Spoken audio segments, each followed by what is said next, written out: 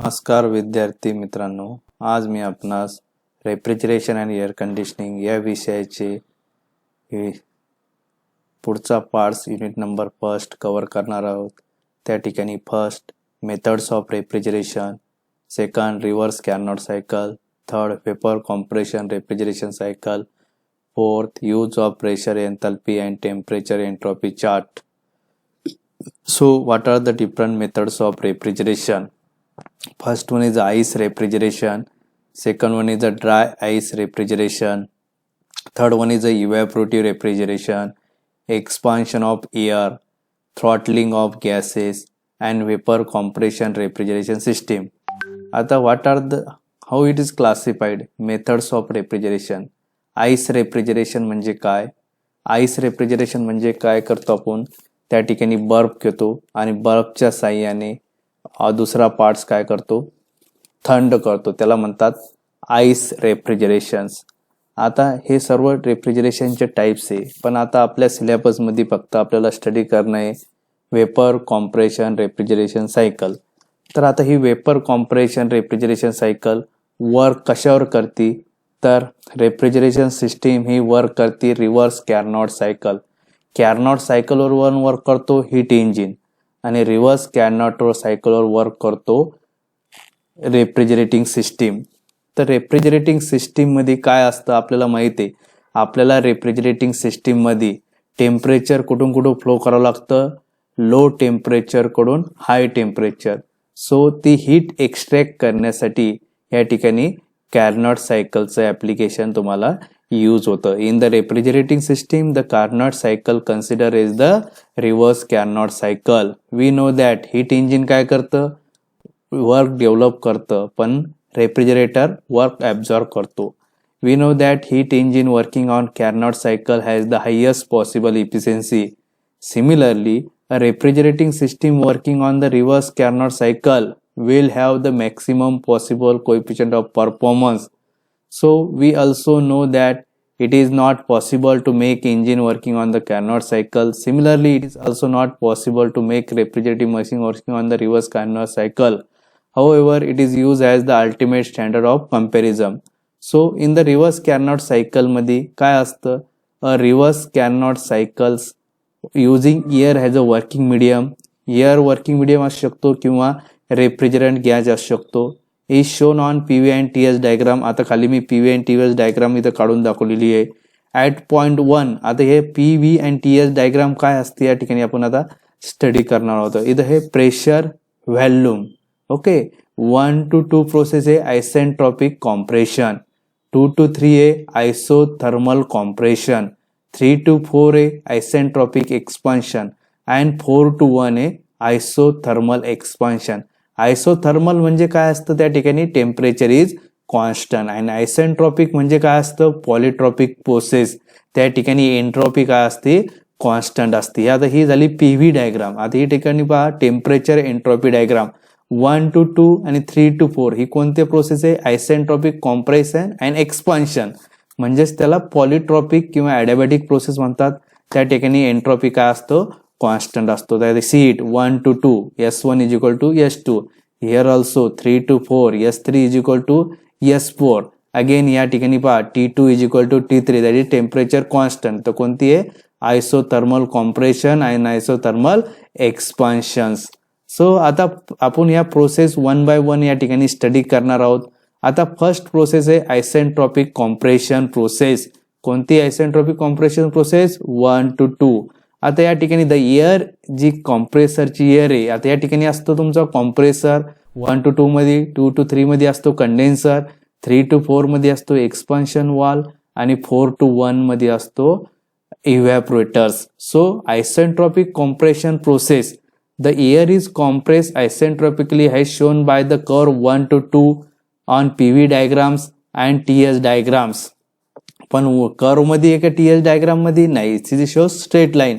During the process काय होतं, the pressure of air increases from P1 to pressure काय हो राहिलं या ठिकाणी, इन्क्रीज हो राहिलं। स्पेसिफिक व्हॉल्यूम काय हो राहिला, डिक्रीज हो राहिला, V1 to V2। And temperature increases from, temperature कुठून कुठे इन्क्रीज होऊ राहिलं, T1 पासून ते T2 पर्यंत. We know that during isentropic compression no heat is absorb or rejected by the air. म्हणजे आयसेंट्रॉपिक कॉम्प्रेशन प्रोसेसमध्ये हीट ॲब्झॉर्ब बी होत नाही आणि रिजेक्ट बी होत नाही. आता सेकंड आहे isothermal compression process. Isothermal compression process, isothermal म्हणजे काय, at a constant temperature. So isothermal compression process, the air is now compressed isothermally, that is at a constant temperature. T2 is equal to T3 as shown by the curve 2 3 on PV and TS diagram.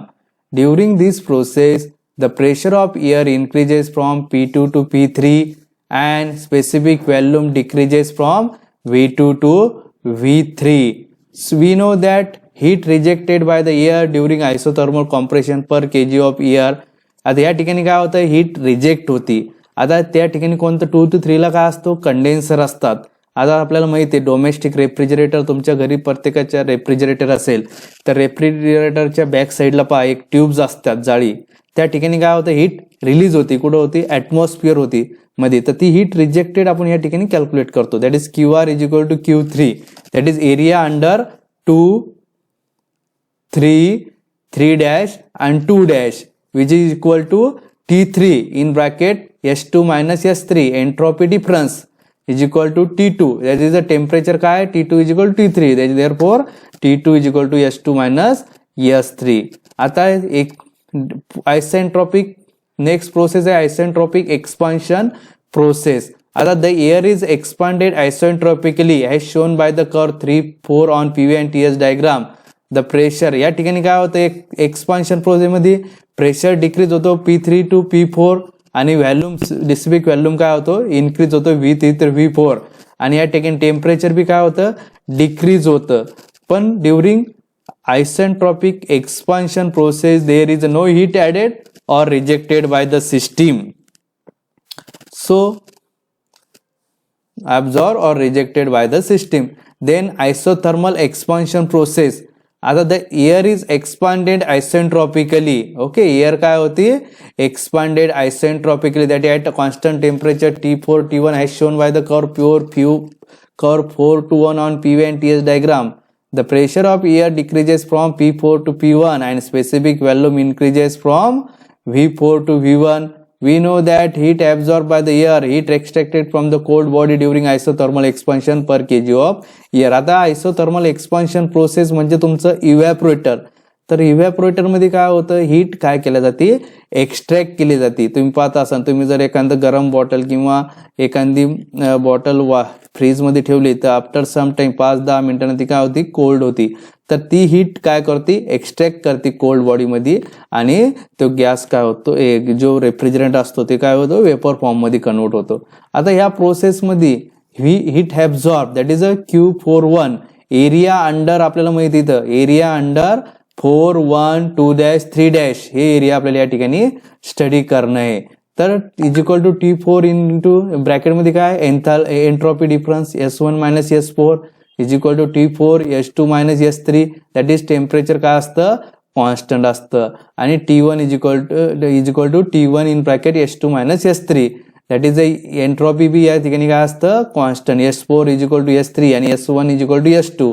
तर ते जर process केलं तर तुम्हाला heat work, we know that work done during cycle per kg of air. आता याचं work done calculate करायचं. तर how to find out work done is equal to heat rejected minus heat absorb. तर QR minus QA is equal to T2 in bracket S2 minus S3 minus T1 in bracket S2 minus S3. आता या ठिकाणी काय, T2 T1 हे common असल्यामुळे आपण एका ठिकाणी S2 S3 कॉमन घेतला आणि दुसऱ्या ब्रॅकेटमध्ये काय झाला, T2 मायनस T1 आणि दुसरा ब्रॅकेट S2 मायनस S3. आता तुम्हाला COP माहिती, रेफ्रिजरेटरचं काय, heat absorb upon work done, that is refrigerating effect upon work done, that is heat absorb म्हणजे QA upon QR minus QA work done.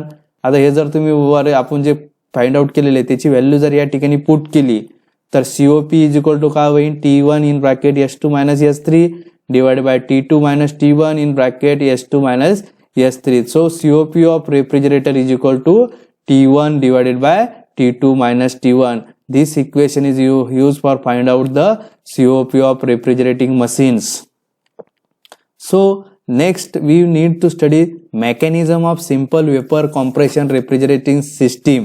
आता simple vapour compression refrigerating system कशी work होती, तर आता तुम्ही जर डोमेस्टिक रेफ्रिजरेटर पाहिले असेल तर त्या डोमेस्टिक रेफ्रिजरेटरमध्ये अशा टाईपची सिस्टीम इन्स्टॉल असते. That is a compressors, condenser, expansion valve, evaporators. Okay, आता या ठिकाणी काय असतं, कॉम्प्रेसर ते ए साईड म्हणजे लो प्रेशर साईड असते आणि बी म्हणजे हाय प्रेशर साईड. या ठिकाणी प्रेशर गेज कशासाठी, to measure the pressure. Okay, so या ठिकाणी ही प्रोसेस या प्रकारे टेक्स फ्लो. आता याच्यात कोणकोणती कंपोनंट असतात तुम्हाला एक्झाम मध्ये क्वेश्चन येईल. Describe vapour compression cycle with need sketch. तर ती वेपर कॉम्प्रेशन सायकल तुम्ही ड्रॉ करायची आणि त्याच्या वेगवेगळ्या कंपोनेंटची तुम्ही या ठिकाणी माहिती द्यायची. दॅट इज कॉम्प्रेसरचं काम काय. कॉम्प्रेसर काय करतं, low pressure low temperature vapour refrigerant is converted into high pressure high temperature. Okay, then काय होतं, कंडेन्सर मध्ये काय केले जाते, हीट ही रिलीज केली जाते, आयदर वॉटर कूल और एअर कूल.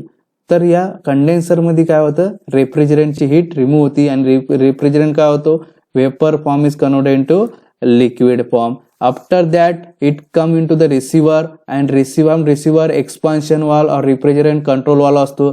ज्या ठिकाणी आपल्या डोमेस्टिक रेफ्रिजरेटर मध्ये कॅपेबिलिटी येतो, that is a function of capillary tube is to store the excess amount of refrigerant vapor refrigerant. Then here expansion valve मधून जेव्हा हे जातो तेव्हा कुठे जातो, इव्हॅपोरेटर मध्ये काय करतो, रेफ्रिजरंट जी हीट त्या ठिकाणी प्रोड्यूस असती ती हीट एक्स्ट्रॅक्ट करण्याचं काम हा रेफ्रिजरंट करतो आणि इव्हॅपोरेटर मध्ये जो गॅस आहे त्याचं गॅसचं वेपर फॉर्म मध्ये कन्वर्ट करण्याचं काम कोण करतो, हा इव्हॅपोरेटर करतो. तर अशा प्रकारे ही काय असते तुमची components of vapour compressor cycle आणि त्याचे डिटेल इन्फॉर्मेशन. कॉम्प्रेसर, कंडेन्सर काय करतो, रिसिव्हर काय करतो, एक्सपान्शन वाल्व काय करतो, याचे डिटेल इन्फॉर्मेशन या ठिकाणी मी प्रोव्हाइड केलेली आहे आणि शॉर्टमध्ये तुम्हाला एक्सप्लेन बी केलेलं आहे. आता नेक्स्ट आहे प्रेशर एन्थाल्पी चार्ट्स. आता तुम्ही जेव्हा वेपर कॉम्प्रेशन सायकलवर वेगवेगळे न्यूमेरिकल सॉल्व करताना, तर न्यूमेरिकल सॉल्व करताना तुम्हाला काय करावं लागते, वेगवेगळे चार्ट्स त्या ठिकाणी स्टडी करावं लागते. Pressure enthalpy charts for different refrigerant, that is R134A, R12, ammonia.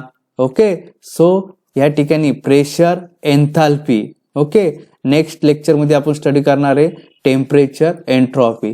तर आता या ठिकाणी प्रेशर एन्थाल्पी मध्ये सपोज असा एक कर्व असतो, त्याला इथं सेंटरला असतो क्रिटिकल पॉइंट, त्याच्या लेफ्ट साईडला तुम्हाला नाव दिलेलं असतं सॅच्युरेटेड लिक्विड लाईन आणि उजव्या साईडला दिलेलं असतं सॅच्युरेटेड वेपर लाईन आणि उजव्या साईडच्या ज्या वरच्या लाईन डॉटेड असतात त्या असतात सुपर हिटेड वेपर रिजन्स आणि ह्या सॅच्युरेटेड लिक्विड लाईनच्या लेफ्ट साईडचा पोर्शन असतो सबकूल लिक्विड रिजन्स आणि सेंटरमध्ये असतं वेट रिजन्स.